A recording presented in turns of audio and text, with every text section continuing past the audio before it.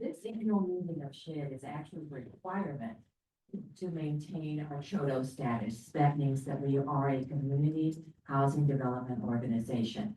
We must have at least one meeting to present to our stakeholders, to the people we serve, to let them know what's going on, what we've done in 2025, and what we are planning to do for 2026. There will be a time at the end of this for you to actively get involved. I want you to keep top of mind the phrase quality of life. We'll see how that plays out later. So let's go ahead and get started if you would. I am Mimi Taylor Hendricks. I'm the current board president of SHED. And sitting and operating everything for me, just one second, is our new full-time executive director, Joel Pugh. Let's see who's here. It's gone again. Yes. Okay. Introductions. Let me see who's here that I want to introduce. We've got our third ward council person, Mayor Pro Tem Dwayne Smotherson is here with us tonight. Who else is represented? We've got board members here. We have Reggie Scott in the back. We have Victor Pichon back there as well. Sam Martin is here. Susan, where are you? Oh, there you are. Susan Hill is here as well. I'm just scanning and scanning. Stephen Worse is here. Reverend Mia White from Why Down United Church, one of our major financial supporters over the last several years for SHED. A very important person this year was Ed Grant, just as a third ward resident, but was very helpful with getting the assessments done for the applications that came in. We've got Christina Dancy, she's with US Bank, and also another substantial financial supporter for SHED this year. And many of you probably know Marianne Shaw, past first board president with UCD in Bloom. And we have Clayton Evans. Raise your hand. Okay, he is a vice president with Simmons Bank, another major financial supporter. And a special person from UCD government as well is Mr. Stephen Franklin. Franklin is a new person, is a new person with the city. And he is actually the person who is going to be the third ward revitalization coordinator. So hopefully soon in 2026, we'll be hearing about some programs that some of that tax money that is coming to the third ward from the Costco development, that was the TIF funds. We'll hear about some programs that might be available for residents to use with their homes, as well as some business support as well, especially in that Olive Street corridor. Okay, so the agenda basically will talk briefly about each of the 4 or 5 major programs, what we've done in 2025, what we plan to do for 2026, and then questions and discussion input from the group here. And that's where I want you to remember the phrase quality of life. Okay, let's go. Okay, so we went through board members that are here, advisory, don't see no advisory council, council members, city staff, senior commission. Yes, somebody give me your name. Diane Lindsay. Diane Lindsay from the senior commission. That's been revitalized in last year. That's something that the city brought back. Any third ward task force? Christina, you were on it. Anybody? Okay. And then Chris was on, but he's not here. And then our community partners. Okay. Okay. Most of you know that SHED was founded back in 2009. It was a group of church volunteers who came together because some of their retired members who were involved with Meals on Wheels came back to their congregations and said, there's a greater need down here than just these meals. I can't find the front door because of the overgrown bush, or I'm standing here waiting at the door and I'm noticing there's a gutter that's hanging down, or I can barely make it up the stairs because the railing is rickety. We need to do something. So they came back to University United Methodist Church, and that was Dan Stuckey. And the number 2 person was Rich Wymore, who is still today on the board of SHED. They got together with other churches and began just to try to help a few people at a time do some work. That board went for about 10 years and then began to feel with age that they didn't want to do it anymore. But before they gave up, One of the people who had been active with SHAD was a young man who was a planner at the city of University City, who had gotten involved with SHAD. And he said, let's give it one more shot. So in 2019, there was a new board that was constituted. That's when I came on board. 2014, it was incorporated as a 501c3, so we're an official nonprofit. 2020, we worked with RISE, Community Development Corporation, to kind of set out some kind of strategic plan for 3 years. We hired our first part-time executive director, that was Adam Brown. We expanded services in several areas. More substantial home repairs is still something we want to do because we get those requests every single year. Rehab or new build for sale homes, that was a big goal of ours, and I'll tell you the truth, I was the one that said, are you crazy? Because it was such a leap from just the volunteer home maintenance program that we were doing.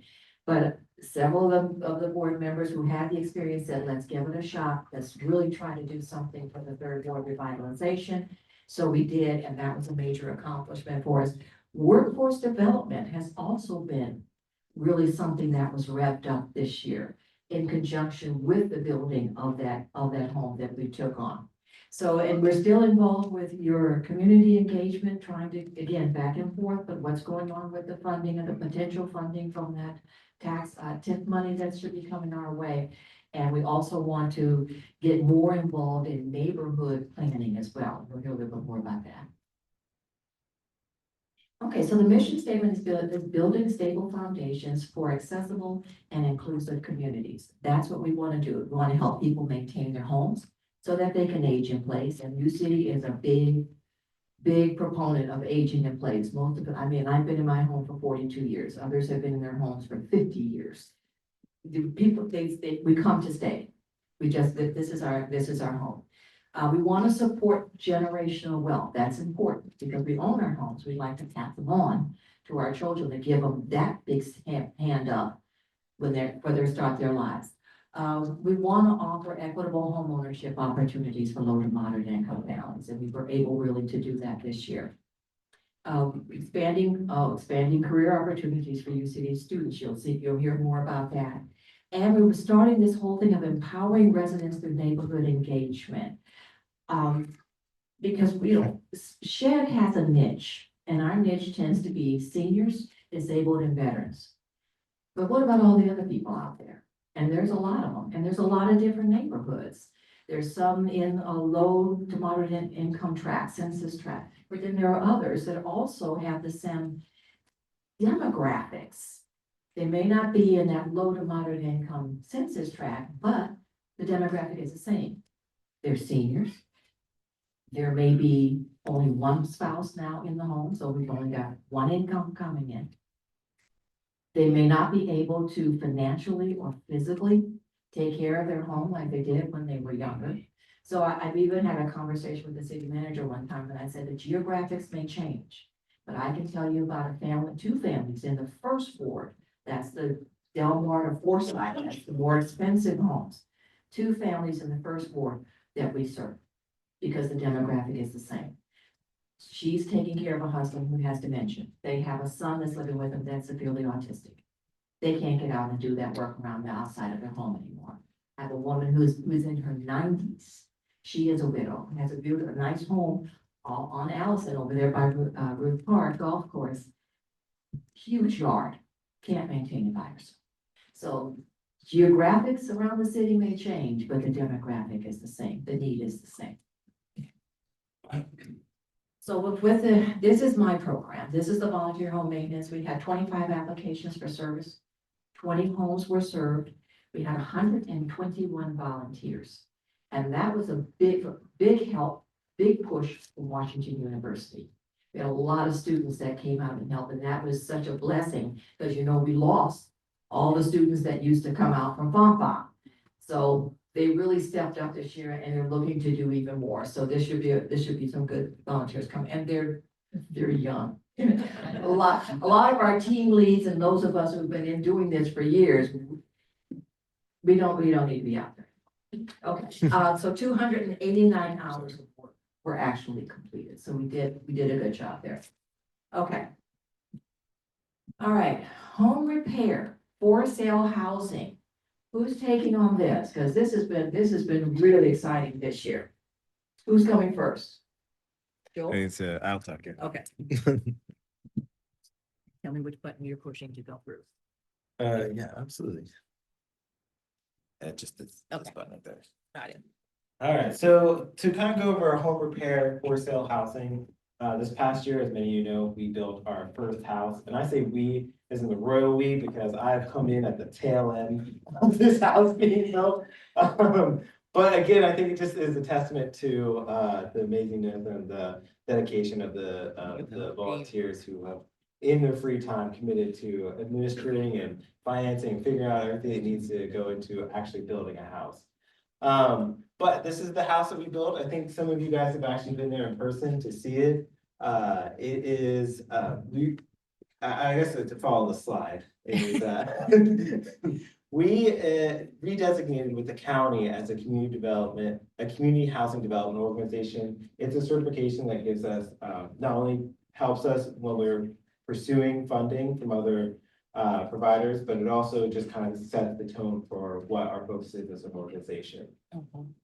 Next, we also we completed construction of this house. It's a 3-bedroom home. If you drive past it, I don't know if she has decorations out yet for Thanksgiving or Christmas, but she's very big on decorations. You would have seen that she had a big scary skeleton coming out of the ground in the front yard for Halloween. Yeah, family moved in there, and you know, the way that we kind of structured our house is that we start with what the AMI is, what the median income is for the area. And then we kind of work back and it's like, how many people do we want to be able to afford this at that? We work with, they have a loan, what their payments would look like, because we want to make sure that this is affordable for somebody. And you know, when they buy this house, which they have already, they immediately have equity in it because the house is valued at more than it was sold for. So then that's going to create for them, so whenever they decide, if they decide to move on, they'll have that they can build and the next person keep going. And also we also worked with the county and several of you folks in here as well for the down payment assistance for the new buyer as well. So they received funding not only from the county but from other partners as well to try and just make sure that we can get it affordable as well. So program highlights. Okay, so these are some thank yous. I try to capture everyone in here. If I missed you, I am sorry. And just know that I do appreciate every single bit of effort that anyone has ever put into this house. But yeah, we worked with the St. Louis County Department of Human Services. They helped leverage our funding or we had a construction loan as well. They're Great Southern Bank. We leveraged funds through the St. Louis County Port Authority. Our architect is HT Design, which also is does work in this area. He actually goes to church with me in U City over on Hanley. We also partnered with this first house. We partnered with EM Harris, which is a pretty large construction firm that works often in the city and doing projects on historic preservation and such. We worked with Brown and Court Camp Realtors, which is here as well. And then James Claxton Design, which is another MBE civil, he did our civil plans. And then we were St. Louis Title Company, which we were able to develop a good relationship, and they have a lot of experience working with government agencies. So next we're gonna move into workforce development. So actually I'm gonna hand this off to, yes. Sam Martin. Dr. Martin here is gonna come up and talk to Sam, Dr. Sam Martin. Dr. Sam. Sam Martin, Sam is fine. In my day job, I serve as a coordinator of student transition and strategic partnerships for the school district at University City, which is a really fancy word of saying I help students figure out what they want to do after high school, and I connect them to career opportunities while they're in high school. And so that's how my relationship with SHED originally started. And so I met Reggie through my principal, Dr. Michael Peoples, and we were kind of putting together this program for students to intern at WashU. So from a high school perspective, one of the challenges is a lot of high school students have an idea a thought of what they would like to do career-wise, but they never really seen the workings of it, if that makes sense. So I have kids who say, oh, I'd like to do construction or whatever career, but they've never actually been on a work site. They never actually put their hands on tools. And so the goal of this internship was really to give students an opportunity where they could put hands on tools, they could kind of get their hands dirty, and they could kind of see up close what it looks like to kind of spark an interest in a skilled trade. So we had two outstanding students, that first year, Tyrell and Devin. Both of these young men have now graduated, so we realized one thing, that being 18 was kind of a challenge with working with Washington University, great partner, but that age piece was a challenge. So we had the kids do it their first year, they were 17 and 18, and they did it that second year as well. And it was actually great because both of these young men are actually interested in the skilled trades. I still talk to both of these gentlemen. I'm sure some of the folks at WashU do as well. Devin's working on his associates at Rankin, and Tyrell is kind of working his way through the union process, trying to get on with the electrician union. And so it was a great opportunity for our students to put hands on tools, get real world experience, and do things that just normal high school students don't often get a chance to do. You know, the other thing that was so important there, is union. If you can get to be a journeyman in a union, you will make a very good living. And so far, they've not been able to outsource that. You still got to send a plumber to your house. But it is, I will speak from personal experience. My son did 8 years Naval Reserve. When he did his apprentice work, he was assigned as an electrician. That's my dad. Okay, IBEW chapter number 1. Would not give him 1 ounce of credit. Personally, I believe as a young Black man. But yet they keep telling you all the contractors are aging out. But it is still difficult for them to get into the union. So if we can help through this program and any other kind of program to get them in that union, they'll be on their way to. That's a great point. Some of those informal relationships through the WashU internship were great. Yes. Like Devin still texts, I forget the guy he worked with. It was one guy both of them really connected with, but yeah, it's a lot. It's just a great program. Okay. Also, one thing to add is that if you guys do have, he's a great person to talk to. If you have any programs you want to try and partner with high school students or any ideas, you think would be great for high school students. Always. Your person. All right, Dr. Hill, or Dr. Susan Hill. Stephen's back. Oh, Stephen works. Both of us.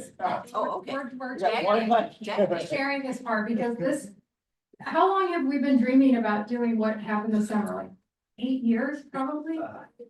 It seems like it. Seems like a long time, Yes, yeah. it So does. this, since getting involved with Shed and the board and dreaming about building a house, and Stephen was the industrial technology and woodshop teacher and home repair teacher at U City High School, we had this dream that we could, you know, if Shed built a house, the kids could be involved and they could, you know, get experience, hands-on experience. And so it finally got to happen. So our students did a project at the new home site, and I'm gonna have Stephen talk, he's gonna talk more about what that was like, because he was boots on the ground working with the students one-on-one. And basically, students not only got paid through the EDRST grant funds through the city, but they got high school credit because we made it part of our summer school program. So they took this construction internship as a summer school class.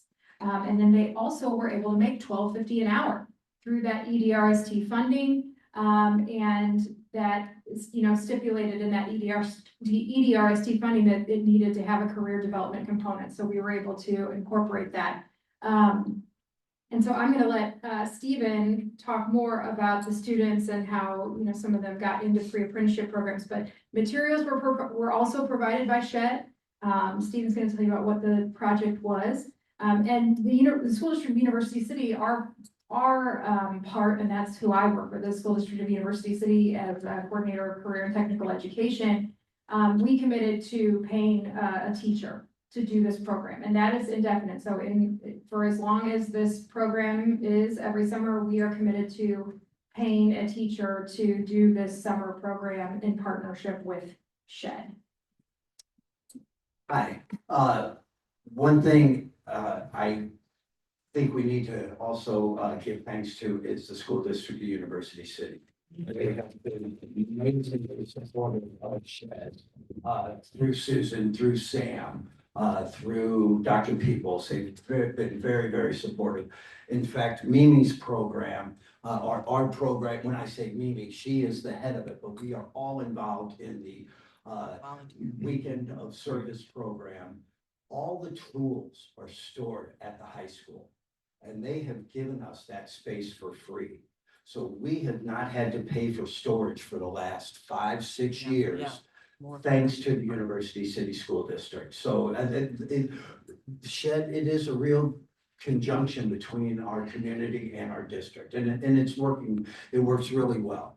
So as you saw the house, Susan and I and Sam and the board were thinking, how can we bring our students into this part of the construction? I retired as the shop teacher, and that kind of avenue for the students to get into the trades was somewhat stifled a bit.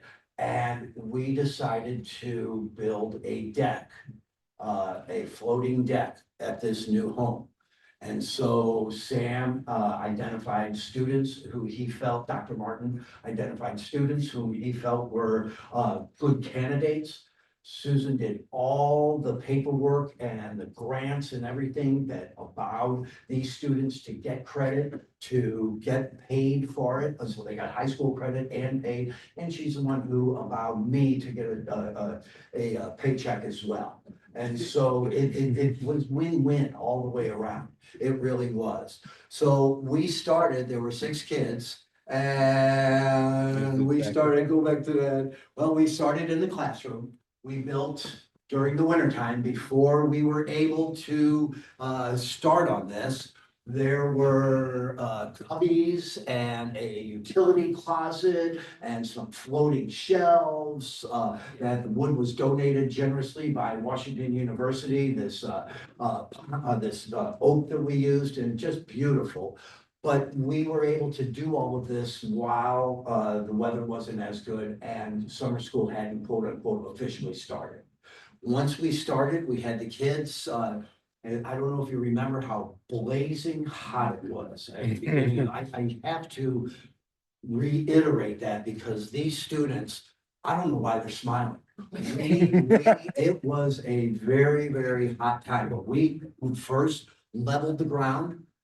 It was on an unlevel ground, so we were able to, by hand, level the ground. It's called a floating shelf. We did the math to figure out exactly where the stress loads go.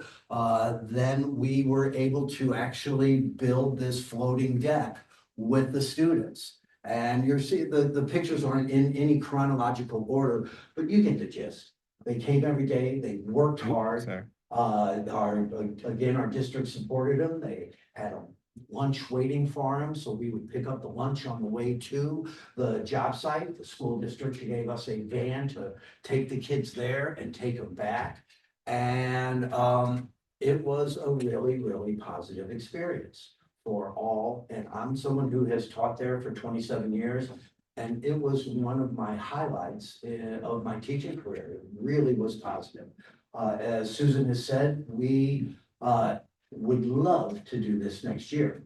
From the time we signed the ink to get this to the time we actually dug a shovel was maybe 3 years. Yeah. So we're not going to be building a deck on a new house this year as our shed where the kids could get high school credit and get paid. We're actually looking for projects around U City that the students could do something similar. Build a fence, build a deck, do something similar where they can get credit and get paid.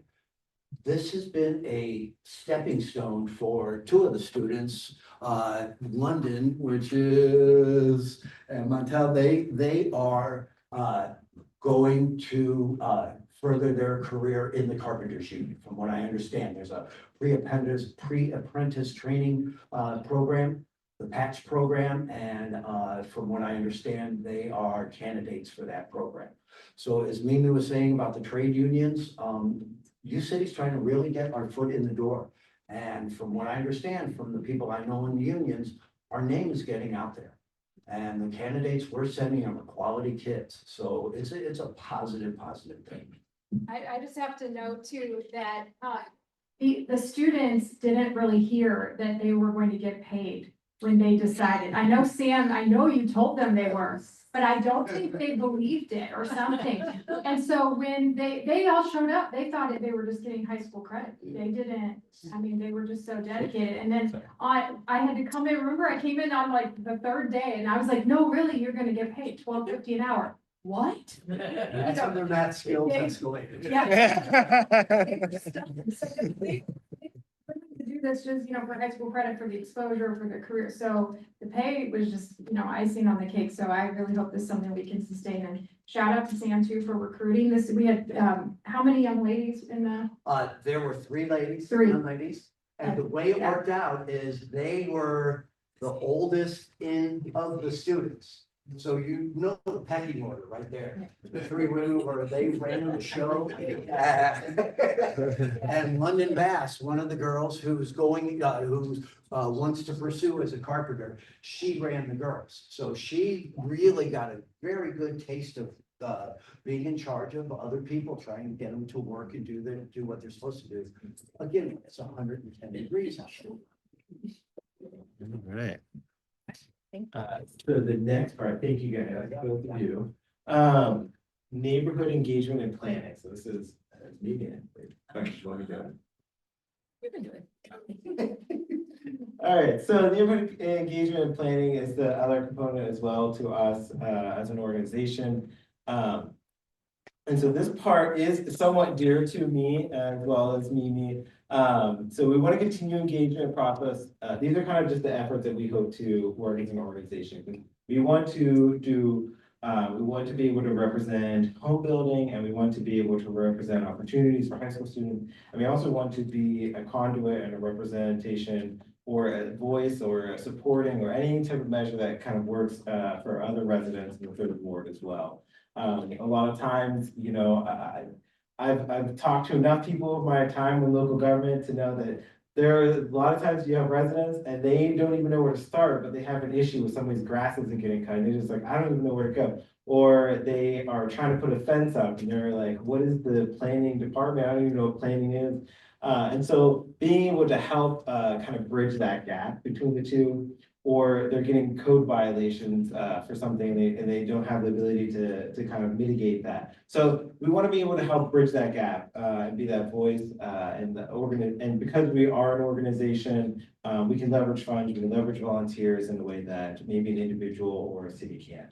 So one of our priorities is continue engagement on the planning process with all of 170, the TIF funds, the Costco development, working with Stephen Franklin back there on that. I've met with him several times. We want to continue to engage in that and make sure that we are staying on top of it because that funds are dedicated to the third ward, and we want to make sure that that they are getting spent the way that the third ward would like them to, and the way that it's been committed. So the next part is we want to continue the homeownership education series. So as many of you know, we also do homeowner education webinars where we partner with local banks and realtors and financial institutions to be able to just kind of disseminate knowledge about, okay, I'm buying a house, or what is the appraisal, or I'm selling a house, or just different things that you don't think about but are very important to home buying or home selling or home maintaining. We also hosted a housing fair in April, which I was not with the organization in April, so I'll leave Mimi to share any parts about that. And then we want to continue. We also have membership with Community Builders Network, which allows us as an organization to be able to connect with other organizations who are doing similar work across the city or across the county. So we're not just reinventing the wheel when we don't need to, and we're able to connect and share resources as needed. And then canvassing to spread awareness. So this is something I will admittedly like, I like to do, is just going and meeting people where they're, meeting people where they're at. So the other day I was actually got a chance to ride around with Chuck, who he represents the Raby Neighborhood Park, Raby Park Neighborhood Association, and just literally just finding out the different neighbors, and you get to learn these histories about different places, and they start becoming more than just like a house at this address. It becomes like, oh, there's this person lived there this time, or these people have been working here, or they've been living here, and you get to kind of really know your area a little bit more. So that's what we want to continue to do. And then we also attend different events that are hosted by the city, so particularly the city police focus group. They have a focus group meeting, if you guys don't know about it. It's open and you can go to it and you get to really like ask questions they have code enforcement there and the city police department there. And it really kind of helps bridge that gap with maybe some of the areas, you're like, I don't understand why they're doing this, or I just want to know about this certain question. It really is an open question format. I mean, they take questions and they give you information. It is really helpful.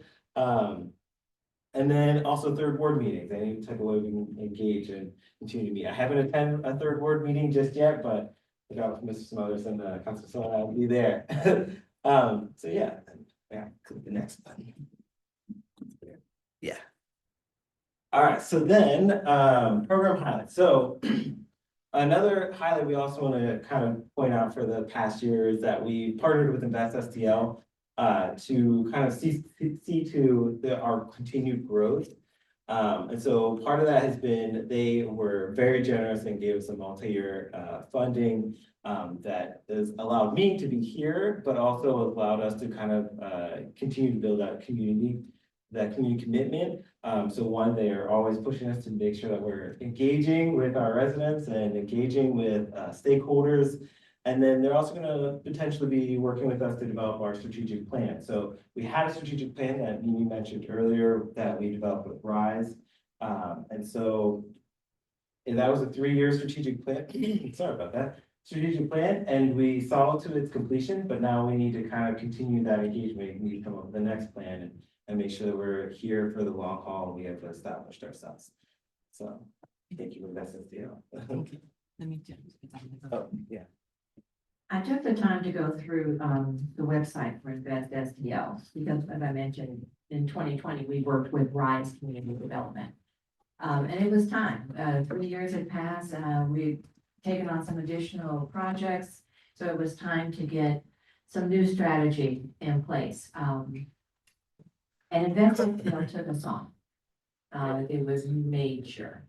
And I say major, I mean major, not just the technical assistance or the strategic planning assistant, but significant financial support that allowed this man to come on board. Not only an executive director again, but a full-time executive director. So their mission, and I just printed off some things from their website so that you understand who they are. Invest STL facilitates investment in the power of people in their neighborhoods to develop communities of justice and opportunity in places that continue to endure the legacy of systemic anti-Black racism. We're still fighting that. My home is larger, and I'm in the 3rd ward. My home is larger than probably a lot of the homes in the 2nd ward, but my home is not valued as high because I'm north of Olive. I had to go to, thank God I had a real estate agent that really wanted the sale. I had to go to Illinois for a mortgage. Nobody in St. Louis would touch me. I was single. I was engaged, but not yet married. I was a single Black woman coming from California. I had property. I was selling my condo, but still, I guess and it really didn't hit me until we started talking about the development of 170 that I began to see, oh, they just didn't want me. Okay, but and we're still there. Okay, some of their goals though is to generate trust-based, community-driven, and place-based investments focused on nurturing neighborhood leadership. That is key because, and I love the thing about trust-based because when we saw their offer to us and the amount of money they were offering to us, and it wasn't a 30-year, 30-page program that we had to sign off on, all of us were looking at the 3 or 4 pages and going, is this it? This is all we have to do? This is, is this it? We actually had to talk with another organization that they had sponsored, it's like, we don't believe this. This is on 3 pages, and you're giving them how much money a year for 3 years? But that's it, it's trust-based and it's community-driven. And that's why it's important for people all over the third ward, not just the seniors. See, Shed again slides into a niche of seniors, disabled, and veterans. But if we want to especially stabilize and grow the third ward, revitalize the third ward, that's gonna come from young people moving into the third ward. That's not us. I mean, that's not our history. So now we need to get out and canvas. We need to meet. We need to hear from you. We need to talk to people. So that when there's funding or support available from the city, like programs from the TIF funds, that when they come to us and say, what do people need? We have a thorough vision of what people need, not just what, for instance, the seniors need in University City. So that's one of their missions. They want to foster the creation and sustainable systems and structures from local government through regional intermediaries and networks by investing in their capacity and shaping practices. Equitable neighborhood development. So we'll be out looking for neighborhood leaders. So that if Shed ever walks away, maybe walks away, Joe walks away, but things will continue to go on. Convening through thought leadership and testing innovative ideas. Because if we want to revitalize an area, we may have to do something different than what we've been doing before. They want to replace the current prevailing narratives of predominantly Black neighborhoods with narratives that inspire pride, engagement, personal agency, collaboration, community accountability, and public will by creating new stories for people to hear. So that's been a very important success story for Shed this year. And so, would you like to present this to him? Sure. So we have a couple of volunteer appreciation certificates. And so as a thank you, we're gonna present this to you, Emily. This is a thank you. Emily got to go come back to us, yeah. And something I'll say about Emily as well, and then that's STL, that they don't just give funds, they also show up. As much events as I've gone to, Emily's been right there as well. And she was there before I even came along, and she's just amazing at making connections and stuff, and Invest STL, so one thing to highlight, and also for Emily as well, is the tornado disaster. I mean, some of you guys might have heard, the funds where Dara Eskridge stepped in, she said we're gonna provide funding to gap between the federal funding. That was Invest STL that was doing this, and Emily herself was processing this as well. So, but yes, thank you so much for all you're doing and for the organization. Good work. And I believe she also serves on the board here, Christina Dancy. So, Excellent. all Excellent. right, next Okay. slide. Yeah, and that the executive director, Dara Estridge, of course, is a U City High School graduate, class of 2004, but she was there with my son, so I know.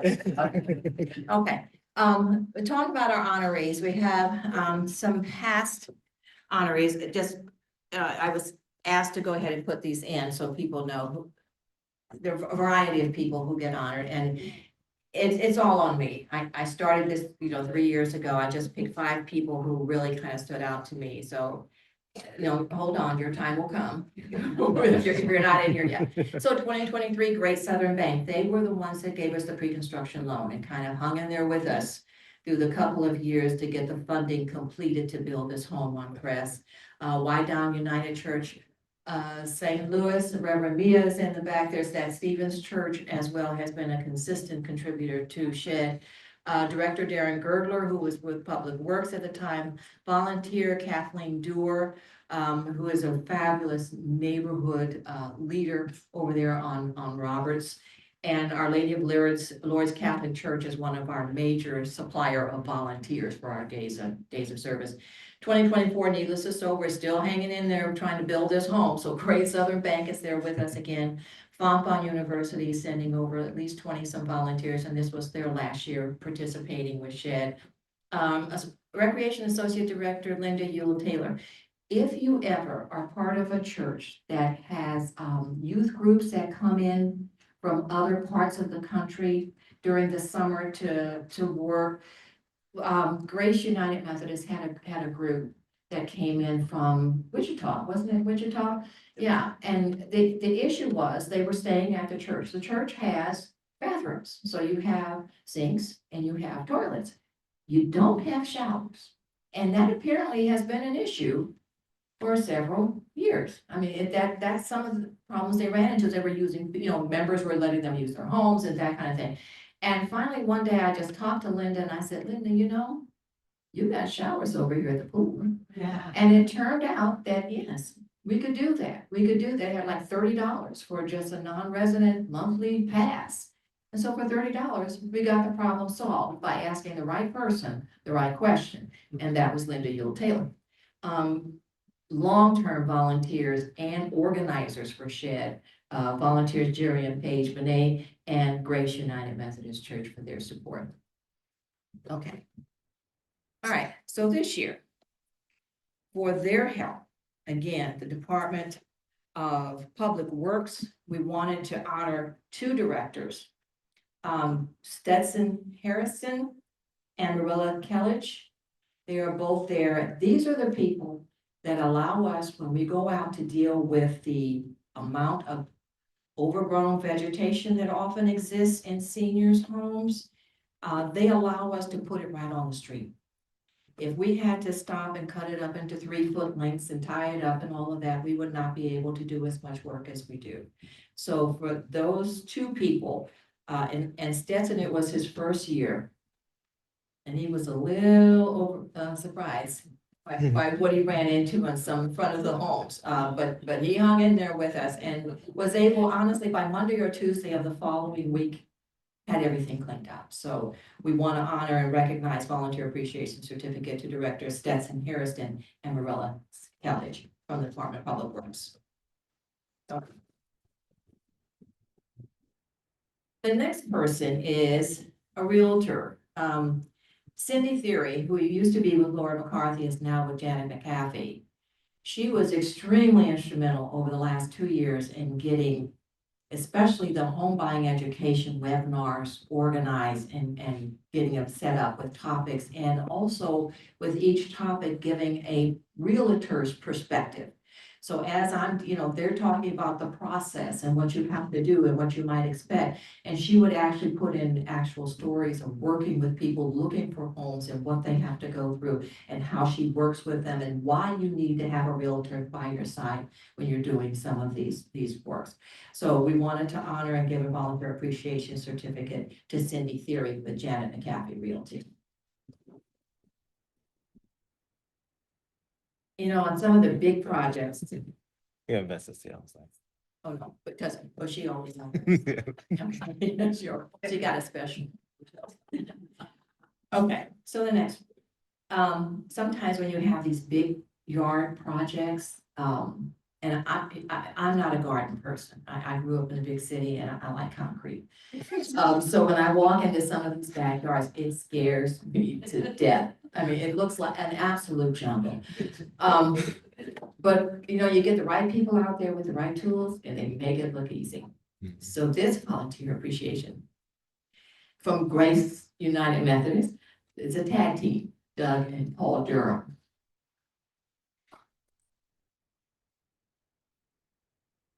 And then the last one is a volunteer appreciation certificate to an older couple that has been very strong with financial donations to SHED over the years. I tried to get her to come, but she said she's a retired teacher and she doesn't want to do meetings anymore. Okay, so volunteer appreciation for their constant commitment to financial support for SHED, Warren and Sharon Danziger. These will all be delivered to them. All right, 2026. Okay, so now what's in store for 2026, at least on our plans? Volunteer home maintenance. Gonna get back with some members to kind of revive and streamline the volunteer home maintenance program. Because I'm heading out. So we want to make it simple. The goal for 2026, 25 to 30 homes. We want to see if we can get at least 20 to 25 homes serviced every year. I don't necessarily need a large number of homes because it's kind of good when the number is down. As long as people are applying and we can get to them, then I'm assuming that the problem we solved last year is no longer a problem this year. So to me, I use it as a good sign. But we want to make sure that they are serviced. We want to continue to use a date in April, which may tie in with some support from WashU, because I think they have something going on in April. Mhm. And then the big weekend is always in October. We want to expand the collaboration with Washington University and increase the service opportunities, because there are many organizations on campus who do have some kind of service component. And it's, a lot of times it's just, well, who needs us? Well, we need you. So we've really kind of locked into a couple of people there that are really providing us with some students who need these opportunities to do that. And we want to continue to expand our volunteer network. In other words, reaching out to additional churches or any other organizations, again, who also would like to be available for service in the community. So we will do that. Home repair program. Oh, yeah, sure. Thank you. So our home repair program, I'm not gonna step the whole way out. That's okay with you guys. So our home repair program in the past, it's started and then it's kind of, it's been really funding dependent. And then also, volunteer availability kind of dependent as well. But the goal for this, coming year is to really kind of get it solidified as a program and keep it going. Because it's something that we consistently, hear and identify ourselves as a need for the area. And so the goal moving forward for this coming year is to build out our repair program, a pilot. We're also talked to Mr. Franklin about with the TIF funds as they get their funding out the door of helping to be able to identify candidates for them as well.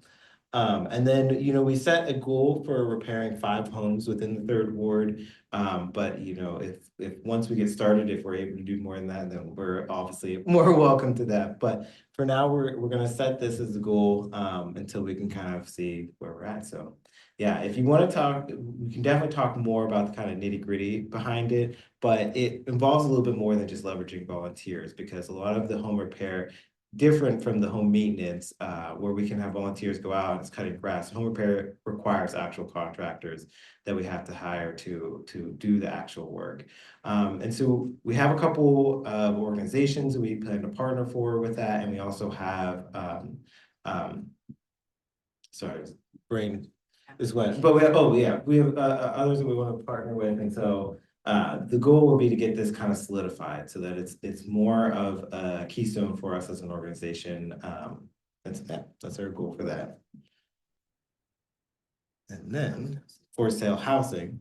So I'm just gonna continue on with this one. But we are in the process. So when we applied for funding for the Crest House, which we completed, we had actually applied for 2 properties at the same time.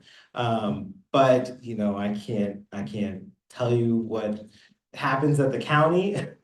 But we weren't able to move forward with one of the houses. The county approved it initially, and then they said, actually, you know what, because of funding and stuff, we can only do 1 house. So we completed that 1 house at Crest, but now we have the 2nd lot and we want to get it developed as well. So that is our goal, to build a 2nd house on Bartmer as well.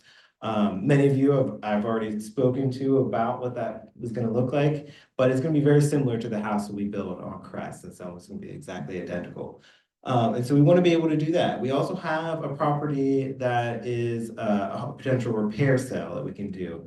And so we are working on putting all the elements together for that as well, and proposals to be able to move that forward. So it requires leveraging bank funds. It also requires leveraging funds from the county and getting all different kind of plans and such together. And so that's what we're currently working on. Yeah, we're going to continue. So then moving into workforce development. Do one of you guys want to come up and say what the goal is for the next year? Yeah, just really quickly, we just want to continue to provide the same hands-on opportunities, continue to identify another home project over the summer. We won't have a new build, so they're looking for a project that the kids can work on, and then, reapplying for ERST funds when that application becomes available, so we can continue paying students in addition to getting high school credit.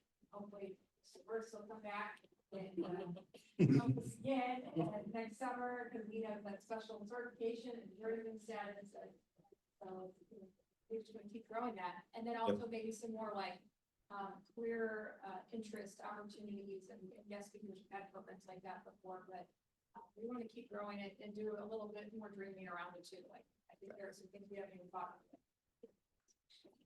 Yeah, so complete agreement. Alright.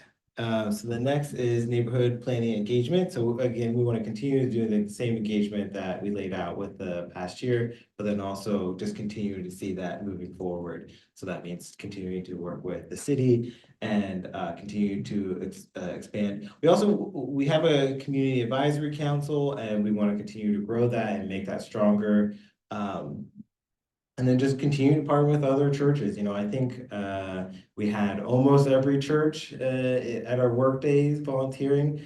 And so we want to get every church. So, you know, we just want to continue to grow and keep our programs that are strong, just continue to keep them strong and keep them growing. And then organizational capacity. So we want to continue to broaden volunteer and staff capacity. So one thing that you mentioned to me is that like this is at least twice the size that this annual community meeting was last year. We want to make that stronger, want to keep growing. And, you know, more and more people are hearing about us. They're hearing about our work that we're doing. And we want that to happen because we want people to come and care about the third ward and want to see to its growth. And they just want to continue to strengthen the relationship with the high school, and then also to continue to build board members and committee members. So our committees, you don't have to serve on the board to serve on a committee. You can say, hey, you know, I really like workforce development, or I really like home building and home repair. And we have committees that you can serve on and be able to share that input.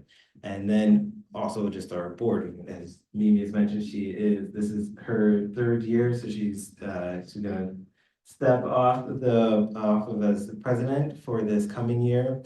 And so we just want to continue to have that pipeline. We want it to be third ward residents. I mean, that's part of our requirement for our achievement status, but it's also a part of our organizational mission is that we want to get more third ward residents. Not all of our board members are third ward residents, and that's okay. And that still is very welcome because we want people with different skill sets as well. But we want to continue to grow that and have that outreach. Okay. All right. I'll give Here this we go. back. Yeah. Yes. All right, so now comes, we were thinking about what to do with the question and answer period. And what typically comes to mind, you may have heard the acronyms, a SWOT analysis. You know, the strengths, weaknesses, opportunities, and threats. Well, we had, Joel was there too. We had an opportunity to listen to a fabulous presenter at Washington University on economic mobility. And Raj Chetty, he used a different phrase. He said he wanted to get down to when you want to really get to the essence of things, you want to get to people's deeply held values. And he used the phrase quality of life. So the question then I put to you, and we're actually gonna have a little activity here. Okay, we're gonna have Post-it notes and we just. One each. No, or you can, yeah, that would be good. I want you to think about the pink is, and you have pink and green, okay? Red won't show ink really well, so we went with pink, okay? Green is, if you were to say, I am really thrilled with where I live because it has such a fabulous quality of life, what does that mean to you? Give me a phrase, give me what you're looking for. Is it safety? Is it parks? Is it good transportation? What is it? What gives you that feeling that this is the place I want to be? What gives you the feeling of quality of life? That's the green. So I want the good things that you're looking for. Then obviously, the pink, if it were red, would be stop, because this is what I'm not seeing that I would want in my neighborhood. So as you think about things, whether it's if you live here in University City, that's a great thing. Even if you don't, in the whole metropolitan area around us, because I know some of you don't live in University City, some of our financial folks and things. What's missing? What would you want to see? What do you need to see to make University City that fabulous place that has some great quality of life? So think about it and then just write it down. We'll come up and collect all the post-it notes. If you want to stay and have a conversation about them, you can. We will get back to everybody with an email blast as to what people were saying. And I hope that would also then be, if it's something again that we can't do as an organization, SHED, it may be something, ideas that we need to give to the city. Again, tying into the funding that could be available from the TIP funds. Maybe that's a program, something that a program should do through city funds. So think about that. Give me a couple of ideas. You might want more than one idea you can get more than one idea on the post-it note, green or red, go ahead and do that. And then we'll come around and just collect them. Glad to see everybody writing here. That's good. Now, does anybody though have any input? You've got, you saw what we did in 2025. You see the kind of things we want to do in 2026. And if anybody has any comments, questions, or concerns about any of what you've seen, now's the time to go ahead and throw it out and let's have a conversation about it. Where could we do better to support improvements in the quality of life? So I'm here. I mean, you can shout out your question now if you want to. If you don't, we'll be here for a few. We have the room until 8. We'll be here. And you can come up and have one-on-one conversations if you want.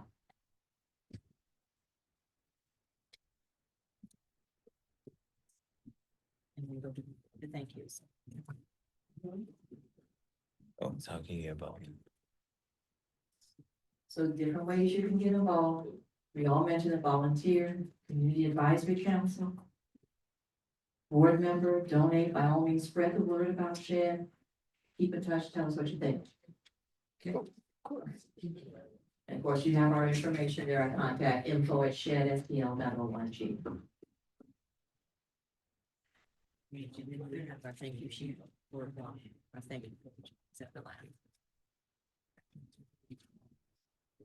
And the last was just our thank you to. Yeah, if you want, yeah. Stephen, if you're finished, just hold on, Stephen will run around and collect them. And if we've got, go ahead and collect them and let's kind of get an idea of what people are saying. You know what? It's green, those are greens and those are pinks. Yeah.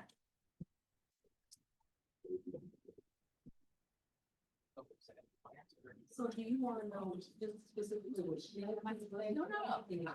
I want to know, okay, yeah. What does it mean, quality of life? Yeah, because it may, like I said, it may not be something we can do, but it may be something that the city could do. That's it, okay. Yeah, so, and again, it's important for me because the city has mentioned our name. They have brought up the name SHED when they talk about their, yes. What they want to do for housing development, housing equity, and SHED name gets mentioned. We also are connected with other organizations who do other things that are not in our mission. So being able to, it could be just sharing that information with somebody else, that it might be better positioned, or saying, hey, this is an opportunity we see and how can we. So we're gonna leave them up here on the table and anybody wants to come up even to just take a look at them and see what everybody's talking about. What do they need? What do they want? But we will do a recap of both categories and put them out on our monthly email blast, which will be coming out the 1st of December.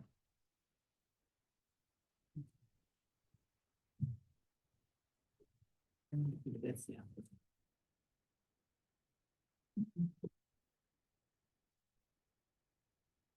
Okay.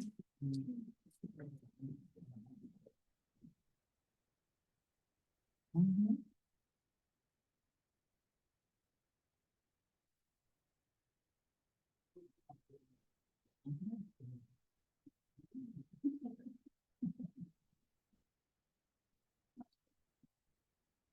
These are good because there's nothing extraordinary. These are concerns that I've heard about before. Some of their concerns are safe streets for pedestrians and bikes. Traffic, concerned about people cutting through. Street, that's, yes, boarding those lights.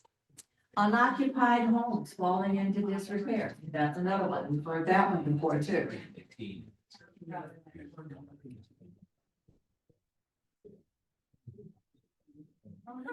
Interesting. There are not a lot of people of color in my neighborhood. Good thing to have. Affordability, walkability. Hard to cross major streets. Such as Canton or Olive. I saw that probably last week, especially in the evening, people trying to cross from Dollar General across Olive to get back to the north side. There's no crosswalks at all.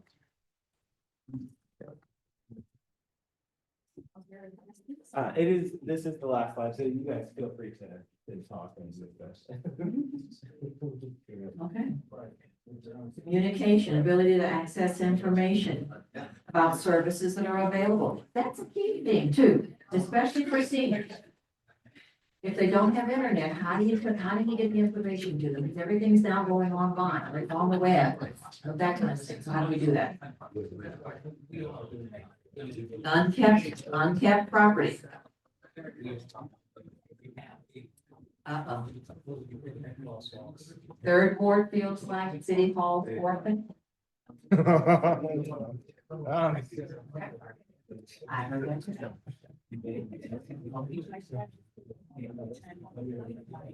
You want to say thank you for coming? And we'll end with this one, the community can influence growth, development, and change by getting more involved in the process. That's what we're all about. Okay, folks, we will, like I said, we'll summarize this and get it to you so that you'll have the pluses and the minuses here. Give us give us some information that we'll pass on to people who can help. Thank you all for coming. Please grab some of the, especially if there's some of the pizzas left, please grab some more slices of pizza to take home with you. I don't want to have to take it home. Thank you all for coming. I really appreciate your time.